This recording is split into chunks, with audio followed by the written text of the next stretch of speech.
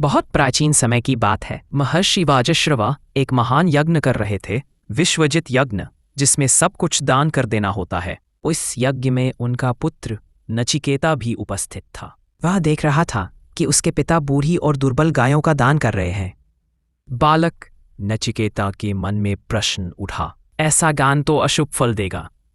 उसने अपने पिता से बार बार पूछा, पिताजी, आप मुझे कैसे दान करेंगे? तीसरी बार पूछने पर क्रोधित होकर पिता ने कहा, मैं तुम्हें मृत्यु को दान करता हूं। नचिकेता ने इसे आदेश मान लिया। वह सीधे यमलोक पहुंच गया, परंतु यमराज उस समय वहां नहीं थे। नचिकेता 3 दिन और 3 रात बिना भोजन पानी के द्वार पर प्रतीक्षा करता रहा। जब यमराज लौटे तो उन्होंने इस बालक का तप देखा। वह चकित रह गए। उन्होंने क्षमा मांगी और कहा, बालक, 3 दिन तू भूखा रहा, इसलिए 3 वरदान मांग। पहला वरदान नचिकेता ने मांगा कि जब वह लौटे तो उसके पिता का क्रोध शांत हो जाए और वे उसे प्रेम से स्वीकार करें। यमराज ने कहा, तथास्तु।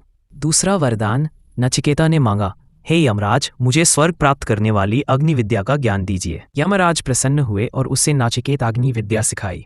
तीसरा वरदान नचिकेता ने पूछा, मृत्यु के बाद मनुष्य का क्या होता है? क्या आत्मा रहती है या समाप्त हो जाती है? यह सुनकर यमराज गंभीर हो गए। उन्होंने कहा, यह प्रश्न देवताओं के लिए भी कठिन है। नचिकेता, तुम कुछ और मांगो, धन, राज, आयु, अप्सराएं, जो चाहे ले लो।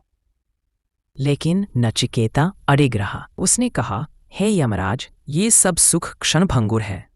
मुझे केवल उस आत्मा का रहस्य चाहिए जो मृत्यु से भी परे है। नचिकेता की दृढ़ता देखकर यमराज प्रसन्न हुए। उन्होंने कहा, वत्स, आत्मा न जन्म लेती है न मरती है। वह शाश्वत है, अमर है, जिसे न अग्नि जला सकती है न शस्त्र काट सकते हैं। और यही ज्ञान कठोपनिषद में नचिकेता विद्या के रूप में अमर हो गया। यह कथा हमें सिखाती है कि सच्चा ज्ञान उसी को मिलता है जो सांसारिक सुखों से ऊपर उठकर श्रेय अर्थात आत्मकल्याण के मार्ग को चुनता है। नचिकेता, एक बालक जिसने मृत्यु की देवता से भी अमरत्व का ज्ञान पा लिया। यही है आत्मज्ञान की सर्वोच्च यात्रा।